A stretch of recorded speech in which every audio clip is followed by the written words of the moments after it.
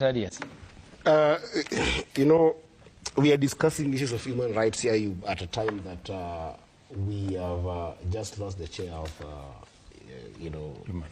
National Human Rights. Yes, Kenya National Commission on Human Rights. And I think it just behooves us to reflect and also say sorry to the family.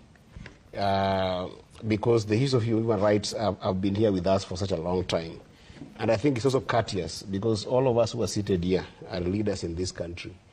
Regardless of the details we have about the abductions, I think that the ordeal of going through an abduction is not an easy one. Even if you've not experienced it, you do not know what these young people went through. Going through Christmas without their families, sometimes going through different kind of scares. I mean, I would understand as a young person who has once lived in the streets that you can have experience in this life that if a media was cast on your face, you wouldn't even talk. Not even the media, your own family. Sometimes the experience you had during a 1 day or even 1 year of abduction, it doesn't matter, it can be scary. It can be something that you don't wish on anybody. And therefore, I want to take this opportunity to say sorry for these young people who went through that ordeal. It's something I wouldn't even want my own person to go through. Now, that said, I think that as leaders, we must reflect on how we want to approach this year on the issue of human rights. And I think that reflection takes a tangent on the backdrop of June 25th last year. In the sense that if we are leaders and we become reckless with our statements in the midst of such national issues of importance, we can lose a country. Remember that what happened in June was triggered predominantly by leaders who were reckless in terms of their display of their affluence, in terms of their arrogance on their statements that people were raising. And I want to caution leaders that as simple things as abductions, and that's why I think that all of us speak to the president. That's a fact.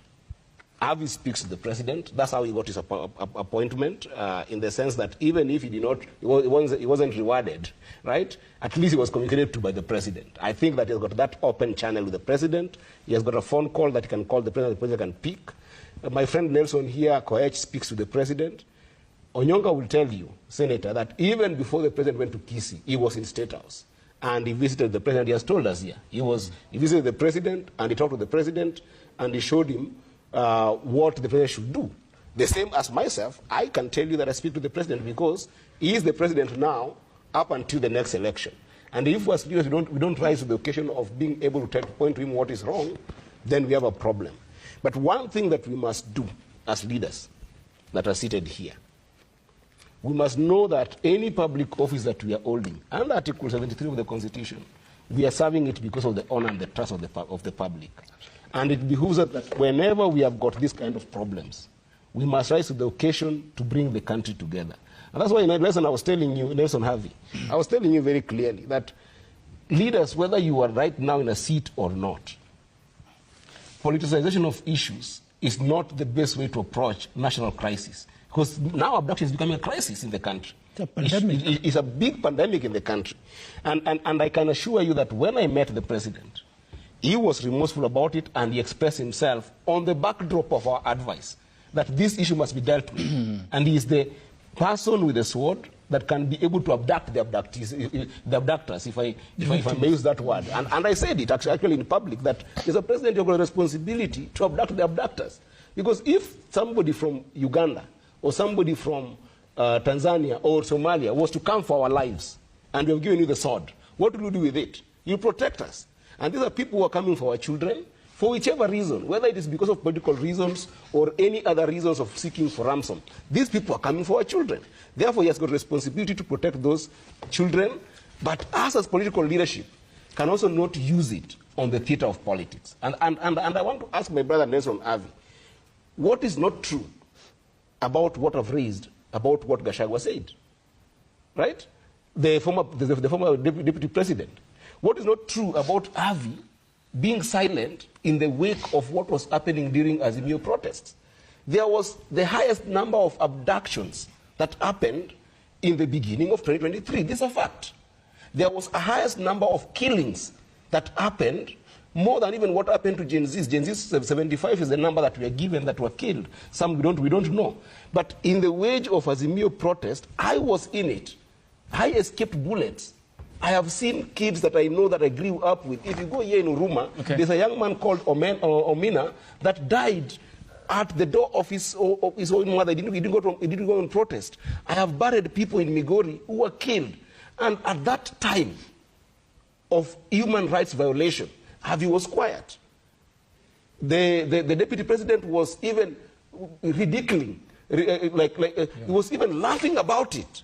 So you cannot come here today with a moral authority that is Gachagua today, talking about these abductions in a political way as if we don't know some of these people. What I'm saying, Ayub, is that human rights violation in this country cannot be tolerated in any form and at any time of convenience. All right. There's no day of convenience for Avi to say that today I'm fighting for abductions, but there's a day that when those abductions are happening to other people, then it's convenience for him and so to other people. Okay. Abductions are abductions. We must fight them and fight them at any given time they happen in this country. And you being the senator, I mean, two wrongs never make a right. And True. An eye for an eye certainly isn't the solution. Yes.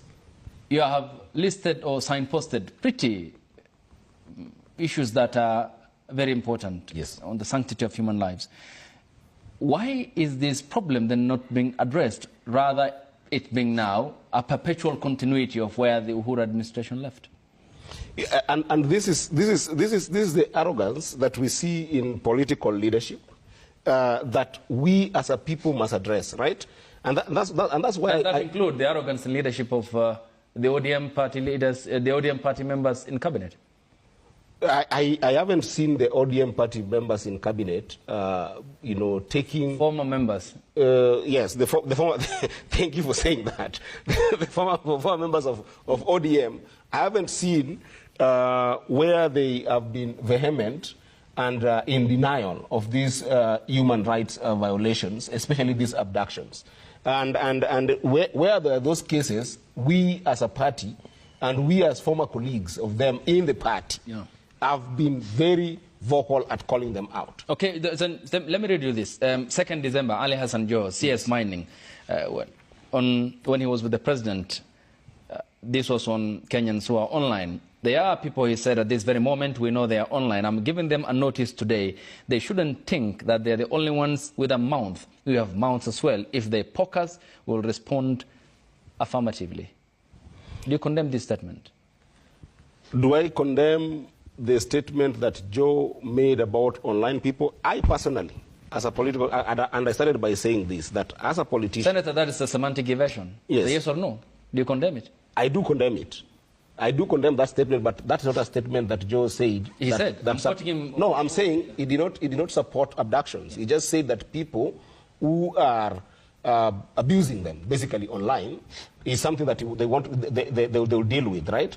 And I think that sometimes in those instances, he did not say that then it goes with abductions. Maybe the way that Joe would have dealt with it is by taking actions that Nyonka had said, taking some of these people to court. And we have seen a number of people, taking those who have abused them online to court to say that this is a defamation or this person has assaulted me with words on this case. So whatever he meant by taking actions is up to interpretation.